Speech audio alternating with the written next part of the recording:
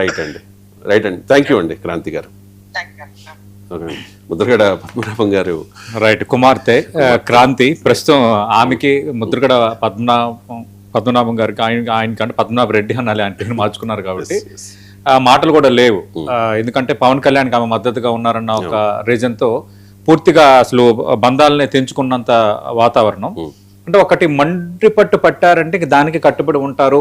ఎవరు ఎన్ని చేసినా అంటారు కదా, హరిహర బ్రహ్మాదులు వచ్చినా అంటారు కదా, వచ్చిన ఆయన మాట మార్చుకోరు, విధానం మార్చుకోరు అన్నది ముద్రగడకి ముందు నుంచి ఆయనకున్న ఒక ముద్ర.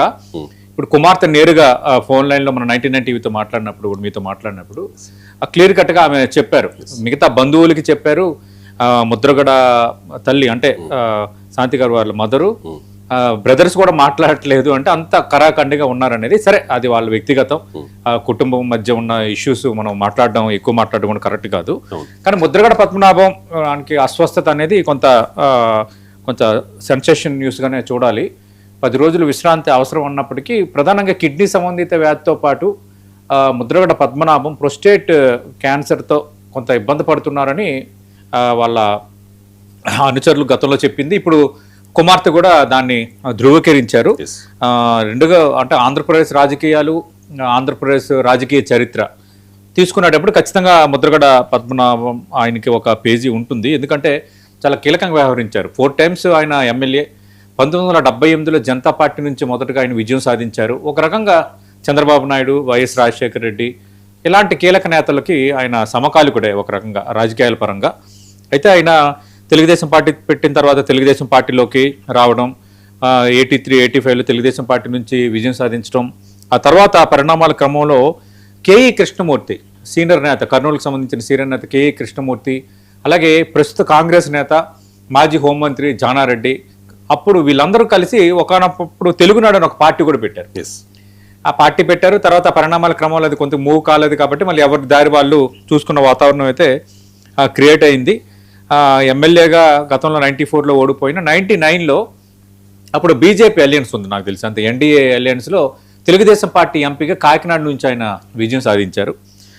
తర్వాత కొంత రాజకీయాల పరంగా ఆయన వేస్తున్న అడుగులు, తర్వాత రకరకాల ఈక్వేషన్స్ తీసుకొని ముందుకెళ్తున్న వాతావరణం, అలాగే ఒక 4 ఏళ్ళు భారతీయ జనతా పార్టీతో ఉన్నారు.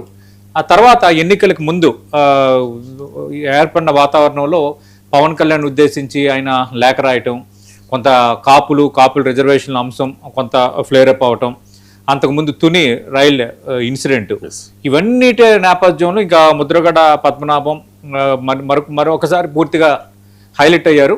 ఒక బలమైన కాపు నాయకుడిగా ముద్రగడ పద్మనాభానికి అయితే పేరుంది.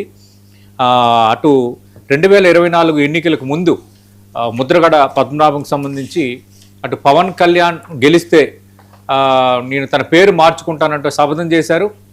అలాగే పవన్ కళ్యాణ్ గెలిచారు, కూటమి అధికారంలోకి వచ్చిన నేపథ్యంలో ఆయన పేరుని గతంలో ఏదైతే శపథం చేశారో దానికి తగ్గట్టుగానే పద్మనాభ రెడ్డి అని మార్చుకొని అధికారికంగా గెజెట్ కూడా దానిపైన విడుదల చేసినంత మొండి మనిషి ముద్రగడ పద్మనాభం.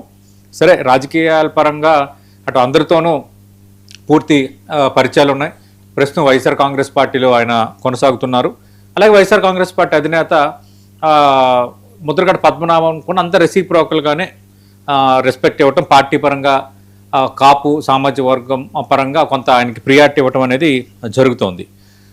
రేపు చాలా కీలకమైన సమావేశం ఉంది రాజమండ్రిలో, ద్రాక్షారామంలో తోట త్రిమూర్తులు నేతృత్వంలో.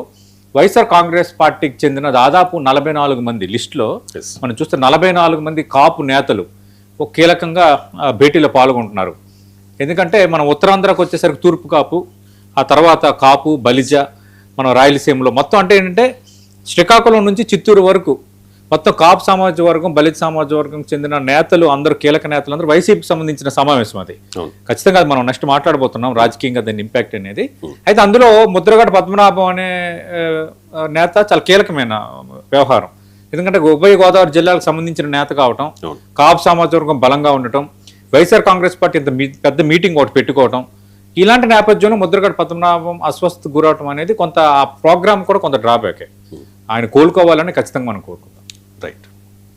ఇక ఆ లిస్టులో చూసుకుంటే కనుక ఫస్ట్ ఉన్న పేరు ముద్రగడ పద్మనాభం. అవును. వైఎస్ఆర్ కాంగ్రెస్ పార్టీలో జాయిన్ అయిన తర్వాత పవన్ కళ్యాణ్ గెలిస్తే నేను పేరు మార్చుకుంటాను అని చెప్పేసి ముద్రగడ పద్మనాభం అన్నారు, సవాల్ మార్చుకున్నారు. చేశారు, అవును. పేరు మార్చుకున్నారు. అవును. కానీ ఈ లిస్ట్ లో మనం చూసుకోవచ్చు వైఎస్ఆర్ కాంగ్రెస్ పార్టీ ఈ లిస్ట్ లో శ్రీ ముద్రగడ పద్మనాభం అని మాత్రమే ఇచ్చింది. ముద్రగడ పద్మనాభ రెడ్డి అని ఎక్కడ ఇవ్వలేదు. తగ్గించలేదు. అవును. ఇక వైఎస్ఆర్ కాంగ్రెస్ పార్టీ కాపు ముఖ్య నేతల సమావేశం గురించి మాట్లాడుకుందాం. రేపు ఎమ్మెల్సీ అలాగే కాపు ముఖ్య నేత తోట త్రిమూర్తులు ఆధ్వర్యంలో ఆయన స్వగ్రామంలో అంటే తూర్పు కోనసీమ జిల్లా ద్రాక్షారామం దగ్గరలో ఉన్న వెంకటాయపాలెం ఆయన స్వగ్రామంలో ఒక కీలకమైన సమావేశం జరగబోతోంది. ఈ సమావేశంలో చాలా అంశాలని వాళ్ళు ప్రస్తావించబోతూ ఉన్నారు. ముఖ్యులు ఎవరెవరు వస్తూ ఉన్నారంటే ముద్రగడ పద్మనాభం పేరు పెట్టారు, బట్ ఆయన రావడం కుదరదు. బొత్స సత్యనారాయణ మాజీ మంత్రి అలాగే ప్రెసిడెంట్ ఎమ్మెల్సీ, అవును, చాలా మంది ఉన్నారు, చాలా మంది కీలక నేతలు ఉన్నారు. ఇంకా